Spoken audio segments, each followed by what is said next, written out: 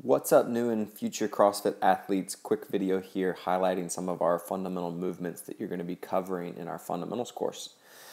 The first movement we're going to take a look at is the air squat. And the air squat and many of the other exercises that you'll learn in the fundamentals course starts by building the movement from the ground up. So you're going to start by placing your feet roughly shoulder width or jumping distance apart. The key here in this movement is putting yourself in a good position to create as much power as possible.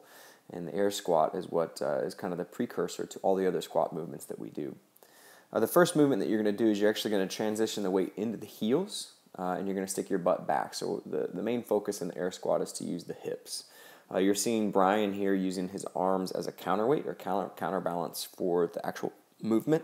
And this is a really good cue because us as coaches, when we're watching you guys in your air squat, if you have the weight in your heels and you're moving your hips back behind your heels first, the weight will actually carry you backward. So you're going to have to use your hands as a counterbalance. You'll also notice that Brian's chest is very tall and in an upright position, and his head and neck are in a neutral spine position. In addition to having the weight in his heels, he's also creating outward pressure by driving his knees out and open. So he's actually allowing his hips to move properly throughout the entire movement. So you're going to have your weight in your heels, and then you're also going to be driving your knees out, which is going to focus some of the pressure into the outside portion of your foot. On your way up in the air squat, you're going to want to squeeze the hamstrings, squeeze the glutes, and in the upright standing position, you're going to make sure that you keep your core nice and tight. The next movement that we're going to look at is the push-up. The push-up starts by placing the hands directly under the armpits, and you want your forearms pretty much perpendicular to the ground when you start your movement. A lot of people like to flare their elbows out in a push-up, making their chest really wide. This is actually very difficult and hard on our shoulders. We want to keep our arms nice and close to our sides. Think of it like a running motion. As you're moving down the street, you don't want your arms up really high. You keep your arms close to your body. This continues throughout the entire movement. So as you're pressing, those elbows stay nice and tight toward the body. Keeping the elbows pinned in, you're utilizing more of your front deltoids and your triceps in that movement. When you come to the full lock position at the top of the push-up, we want to make sure that the hamstrings, glutes, abs, and low back are all nice and tight in the movement. As you can see from the reps here, when completing the push-up, we'll come to the full lock, all the way back down, touch the chest to the floor, rinse and repeat. The third movement that we're going to go through and tester that you'll perform in the fundamentals class is what we call a butterfly sit-up. The butterfly sit-up starts in the same position as you would complete a butterfly stretch. You want the soles of your feet together, knees out.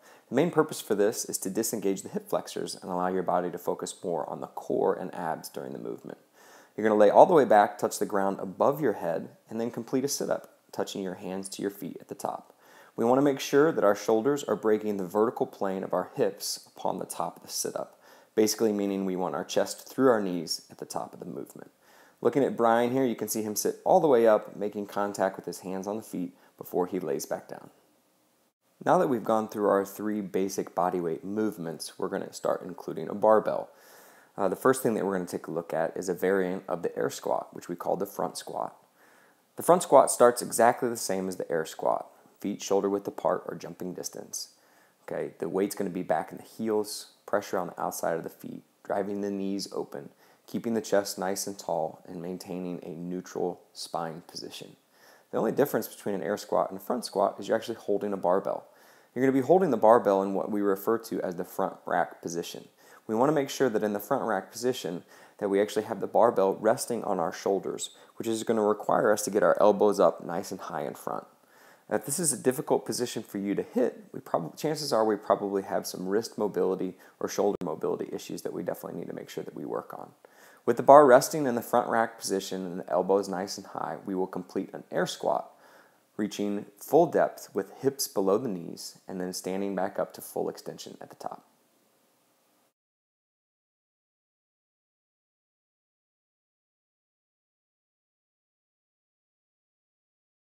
The next variation of a squat that we're going to cover is what we call the overhead squat, probably the most difficult squat movement that you'll perform in a CrossFit class. This is, however, the precursor to a snatch, which is an Olympic movement that we would perform on a fairly regular basis. So making sure that you have this overhead squat form down with technique pat is going to be extremely crucial. The first thing that we're going to have to do is actually maintain a different grip on the bar than we would normally do for some of the other movements that we coach. The easiest way to do this is to put the bar across your hip crease, slide your hands out on the bar as far as you can, and still maintain a full grip with all of your fingers. You'll then bring the bar directly overhead. Think of it like a knife. If this were a guillotine, it would split you in half, right about the middle of your head, straight down through your ears, and then all the way down to the floor through your feet. Another key to the overhead squat is what we would call the active shoulder position. So we want to make sure that we show everyone in class how beautiful our armpits are. Keep our shoulders nice and high, driving our shoulders up to our ears and punching the bar through the ceiling. After we've maintained and proven that we can hold an active shoulder position, we will then complete an air squat by bringing our hips below our knee crease, maintaining weight in our heels, pressure on the outside of the feet, and keeping that chest nice and tall. Shoulders are just as important as the legs in this movement, and without active shoulders, that's a recipe for injury. The next barbell movement that we will coach you guys through is what we call a shoulder to overhead or push press. This movement, surprisingly, even though it uses and looks like an arm movement, the push press is actually going to be initiated with the legs. Most of the movements that we do in CrossFit will be initiated with the legs. This will require the same setup as an air squat. So you're going to start with your feet roughly shoulder distance apart or jumping distance apart. And you're going to grab hold of the bar with your hands about or approximately thumb's distance from the outside of your thighs. You're then going to bring the bar up into that front rack positions that we coached earlier with the front squat. With abs tight, glutes, hamstrings squeezed, we're going to perform a mini squat or a quarter squat. We refer to this as the dip.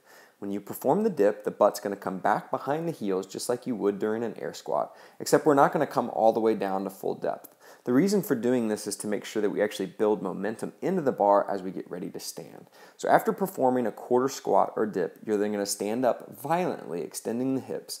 And as you reach full hip extension, the bar will leave the shoulders and we'll finish the movement with the bar above our head. During the actual press of the movement, we want to make sure that we keep the elbows high in front and that we keep the elbows pointed in front of us as we complete the movement overhead.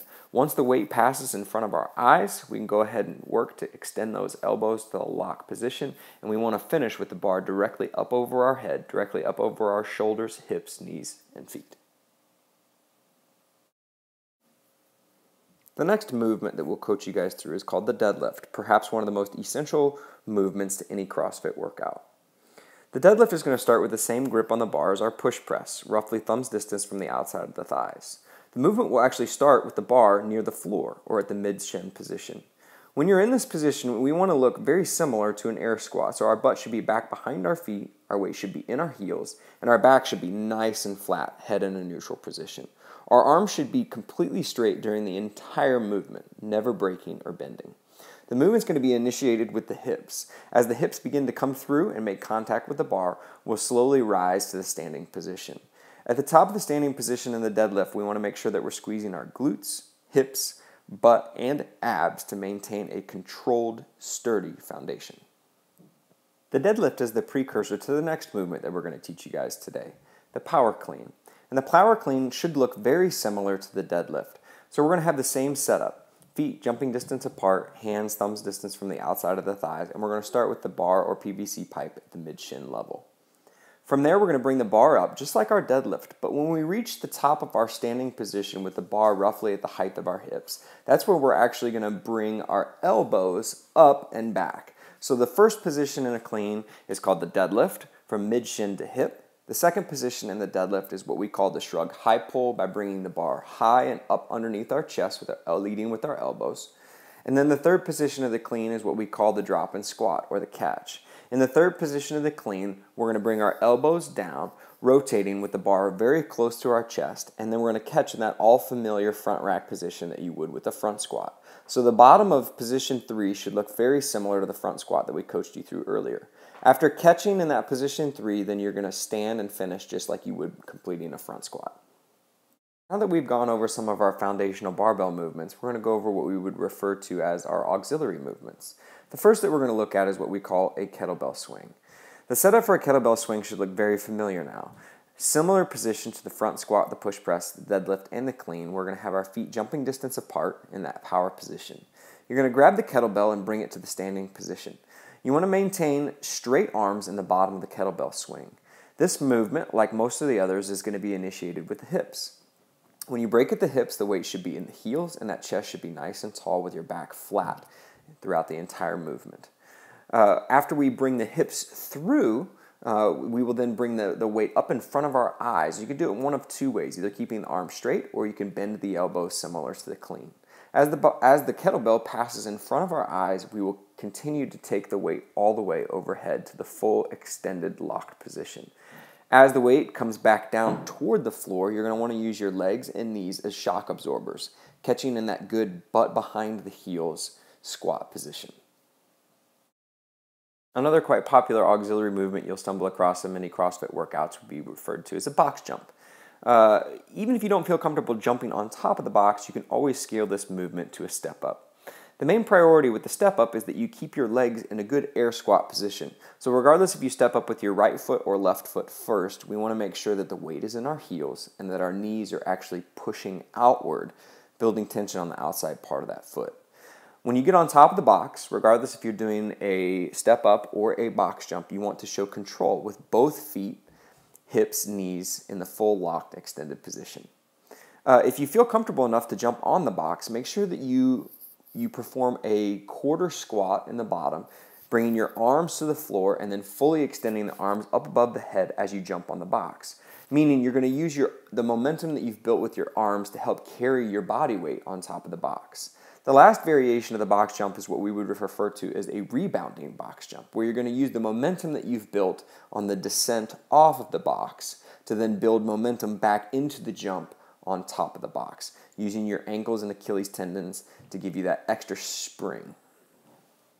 The second to last movement that we will coach you guys through will be the pull-up. For many of you, you're going to have to scale this to a jumping pull-up, and that's what we're going to show you how to do today. You're going to set up beneath the bar in a good squat position with your feet out in front of you, weight in the heels, and that back nice and flat. Where you grab the bar should be in a very similar position to the front squat and the shoulder to overhead or the push press position. So we want our hand slightly wider than shoulder width. We're then going to use our legs to build a little bit of upward momentum by slightly jumping so that we can make sure we get our chin completely above the bar before we lower ourselves back down to the ground. The scaling will occur depending on how hard you actually jump to get your chin above the bar. Some people will only have to jump a little bit. Some people will really have to jump to get their chin above the bar. The key is that as you descend back down off the bar, that you're landing in that good solid squat position with those feet about shoulder width apart. The final movement you'll be coached through during the fundamental class is a wall ball. Wall ball is essentially an air squat with a shoulder to overhead or push press built in. The movement's going to start in that shoulder width or jumping distance apart, with the wall ball directly beneath your chin. Elbows high, back flat, head in a neutral position. You'll then complete a full air squat, and at the top of your air squat, you'll then extend your arms very much similar to a push press by launching the ball up at an angle on the wall. Ladies, your goal is to hit the yellow target. Guys, your goal is to hit the blue target.